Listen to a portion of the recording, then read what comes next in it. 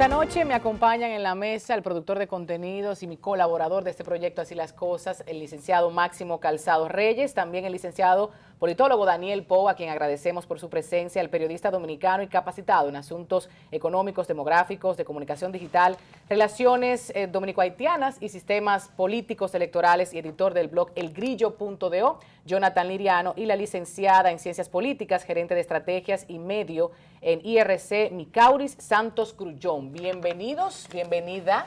Me encanta tener gente joven en la mesa y que hagamos un contraste, Pou, con esta generación y estos conocimientos vastos en materia electoral y el sistema electoral dominicano para brindar un poquito de luz a nuestros televidentes. Sin duda alguna hay muchas cosas que comentar, pero por alguna parte debemos partir, ¿no? ¿Cómo estás, Pou? ¿Cómo te sientes? Muy bien, gracias. Quizás yo no sé el elemento suficiente para el gran contraste, pero estoy en transición hacia ello. Aporta un poquito.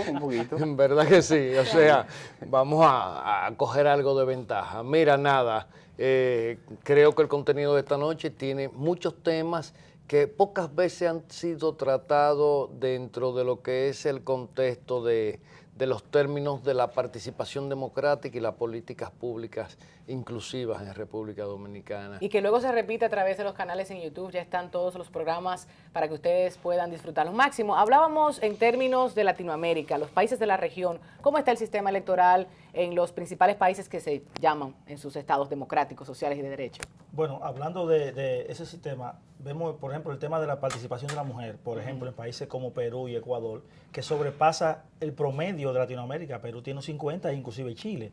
Sin embargo, nosotros vemos aquí que tenemos un 33% de la cuota de la mujer, pero en la realidad, las mujeres que postulan son un 20%. O sea, hay un gran tema. Y entonces, cuando hablamos de el sistema electoral dominicano, hablamos de un nuevo enfoque, pasamos de una democracia representativa a una democracia representativa. Y ese es el gran reto que tenemos en República Dominicana. De representación a participación. Exactamente. Queremos decir. De hecho, tú estabas comentándonos antes de compartir este programa con los televidentes sobre un estudio que has hecho recientemente. Por favor, danos los detalles con relación al mismo, Micauris. Bueno, conectando un poco con lo que él decía, podemos ver que en cuanto a participación femenina, que eso es un área que muchos tocan, pero que poca gente va al detalle, únicamente se está cumpliendo una cuota del 33.3% a nivel de regidurías. ¿Por qué? Porque tenemos listas de votación cerradas y bloqueadas. Entonces eso permite que el 33.3 sí se aplique. En el caso, por ejemplo, de la Cámara de Diputados, es sumamente baja, es, qué sé yo, no representa la cantidad que debería de ser, que es de un 21%, o sea, muy lejos del 33%. A nivel de las alcaldías, que se utiliza el formato de alternabilidad, un síndico o una alcaldesa y un vicealcalde o viceversa, lo que se está usando es que se está poniendo de accesorio a la vicealcaldesa. Claro. Y tenemos una representación muy ínfima en esa área, solamente alcanza el 9%. Entonces, ahí tenemos que preguntarnos, ¿está siendo el sistema coherente con la participación que le quiere dar a la mujer? Porque si es así, entonces tenemos, como hablamos tras vestidores, el asunto de la fórmula electoral y el tipo de votación. El voto preferencial, que se ha hablado muchísimo sobre eso y que se nos vendió como que es de superparticipación, lo que hace que fomenta el clientelismo político, el liderazgo individual y no el de partidos, y encarece mucho más la campaña electoral y no da acceso tal vez a las mujeres, que tal vez quieren salir de las regidurías y escalar a las cámaras de diputados y del Senado. Accesorio, reservar esas cuotas para que la mujer tenga finalmente alguna posición, tenga allí algún cargo electivo, es lo que planteas. Y se ha discutido mucho en medios de comunicación. Pou, históricamente usted tiene ahí el bagaje histórico de todo lo que ha pasado en República Dominicana. Vemos ciertamente que pronto tendremos un cambio, ve esta generación empoderada a nivel de Latinoamérica. ¿Tenemos quizás luz en ese sentido o seguiremos igual? Mire, en República Dominicana todo paso de avance cuesta un esfuerzo inaudito. Si nos comparamos con los demás países de América Latina, República Dominicana, en términos de construcción democrática, es el país que ha tenido los procesos más tortuosos. Bueno, en términos electorales, por primera vez una mujer se postula aquí a la vicepresidencia de la República en las elecciones generales de 1962. Se trató de la doctora Josefina Padilla Viuda Sánchez, que acompañó con el partido del Machete Verde, el Partido Social Cristiano, al doctor Alfonso Moreno Martínez. Dos personas que eran íconos del antitrujillismo, que era el elemento que realmente más calaba en términos emocionales en la sociedad dominicana, que acababa de salir de la dictadura. Y ambos, uno porque viene del exilio, don Alfonso Moreno Martínez tuvo que dejar el país para irse al exilio y salvar su vida, y doña Josefina Padilla porque era viuda de un mártir de la dictadura, el doctor Rafael Augusto Sánchez Sanjay, Papito Sánchez. A partir de ese momento, la mujer empieza a calar algunas posiciones dentro de la estructura del Estado, pero no a través de puestos legislativos. Hay un interregno de tiempo muy grande, sobre todo entre 1966 y 1974, donde existen pocos puestos de elección que le son conferidos a mujeres. Claro, hay que saber que en un momento determinado, por ejemplo, el doctor Joaquín Balaguer nombró en todas las gobernaciones provinciales mujeres. Una manera de él incorporar dentro de su visión de lo que era el avance a la mujer, al tren gubernamental. No hay que dejar de decir también que Trujillo también tuvo gobernadoras mujeres. Isabel Mayer en Montecristi fue madrina de Manuel Aurelio Tavares Justo, fue gobernadora. Le dio el voto a la mujer. Nombrada, Le dio el voto a la mujer. Trujillo le concedió una de las reformas constitucionales más importantes y trascendentes. ¿Trujillo le concedió o le hicieron a Trujillo conceder? No. Son cosas distintas.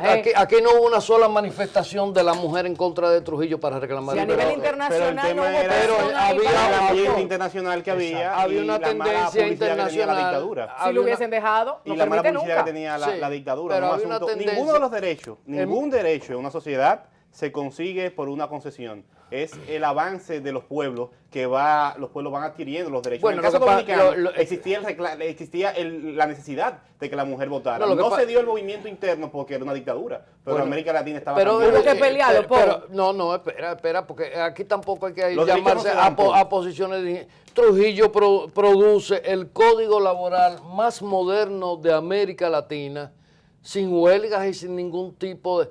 ¿Por qué? Porque Trujillo era un tipo que presumía de estar al último grito A la vanguardia. de la vanguardia de lo que pasaba era en los países. el Estado de Derecho. Dense cuenta, Trujillo, antes de hacer cualquiera de sus desafueros, lo primero que hacía era una ley que protegía ese desafuero, que lo colocaba como un acto legal. Pero una ley para proteger cuando él quebraba todas las libertades. Las libertades, pues Bueno, sí.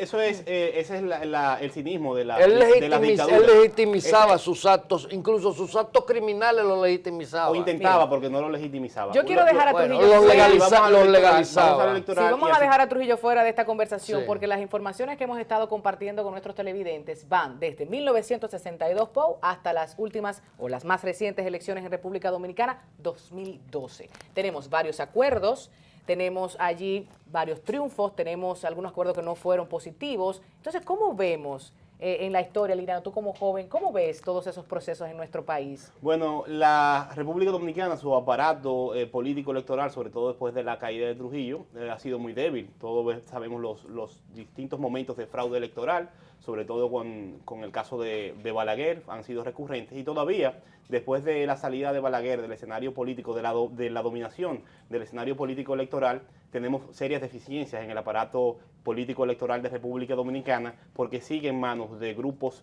particulares, grandes partidos que representan a los mismos intereses y una normativa que dificulta que aparezcan nuevas fuerzas políticas con propuestas distintas. Si tú te fijas ahora mismo, las principales fuerzas políticas que se disputan el poder en República Dominicana son fuerzas políticas que participan del mismo campo ideológico, no son distintas ni siquiera en las propuestas. Danilo Medina te puede tener un poquito de maquillaje y en el cambio, pero no te cambia en su propuesta programática elementos fundamentales en la economía, en la política, en la participación del poder. Entonces, tenemos que un PLD, un PRD y un PRM se mueven en el mismo espectro ideológico. Y esto pasa y se distribuye en todos los recursos porque tienen toda una estructura legal que se han creado para ellos mismos. Es una especie de captura del Estado que incluye la captura de la normativa. y por eso tenemos una Junta Central Electoral como la que tenemos. ¿Cómo la tenemos? ¿A qué te Bueno, refieres como la que tenemos? ¿Qué quieres genera decir con conflicto eso? permanente ahí con la Junta Central Electoral. Y con el Tribunal Superior Electoral también. Hay una gran falta de confianza. Mira,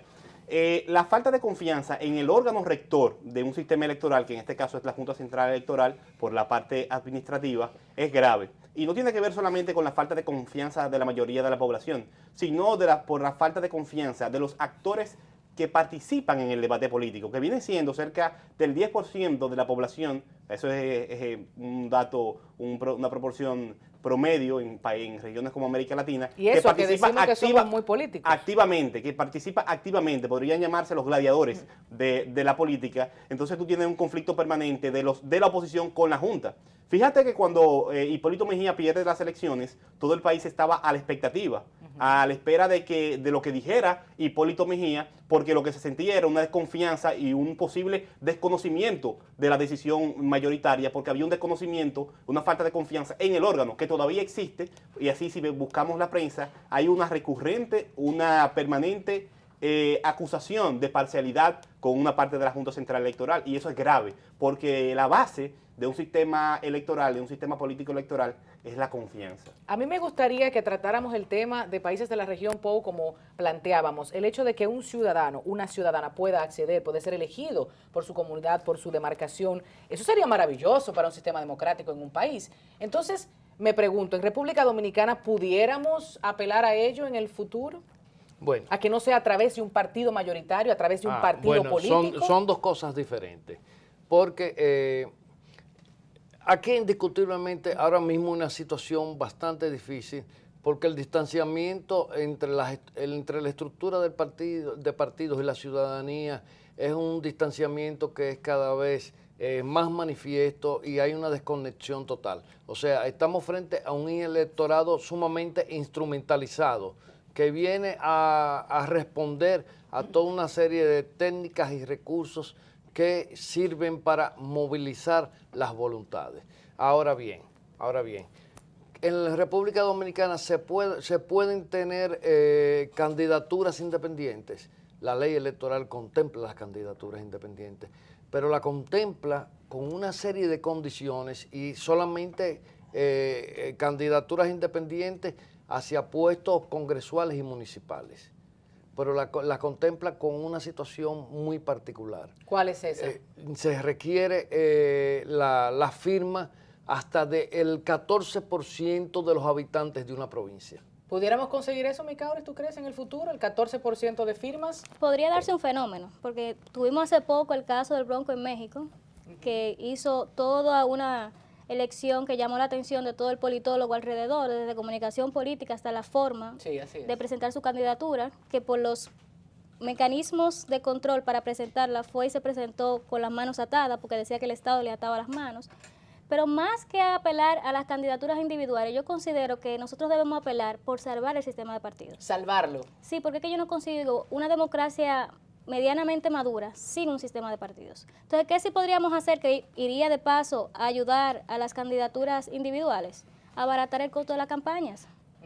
Mientras que los costos de la campaña estén tan altos, nadie, a menos que sea rico, puede presentar una candidatura y ganarla, ya sea individual o dentro de un partido. Estoy pensando, Máximo, Liriano, Pou, Micaures, estoy pensando en esa práctica clientelar.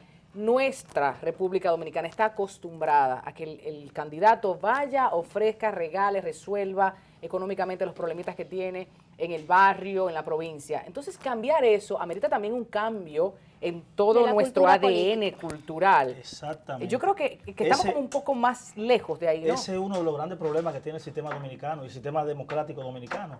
Porque muchas veces hablamos de los partidos y de los políticos, pero hay un componente de la ciudadanía que es también corresponsable de todo ese tema. Entonces, cuando hablamos de candidatura independiente, porque muchas veces la gente vota, yo no voto por fulano porque fulano no va a ganar. O sea, hay una predisposición. Entonces, es cierto. Entonces hay un tema cultural. Pero si tú no votas por fulano, que es una persona, un líder comunitario que tiene actitudes, entonces nunca vamos a cambiar este sistema. Tienes un caso de alguien que pasó, una vez me comentabas que gente le castigó con el voto. Por ejemplo, en el año 2010, en las elecciones congresuales y municipales, había un caso en Piedra Blanca, creo que de Bonao, dos municipios, donde los síndicos que estaban eran del PRD.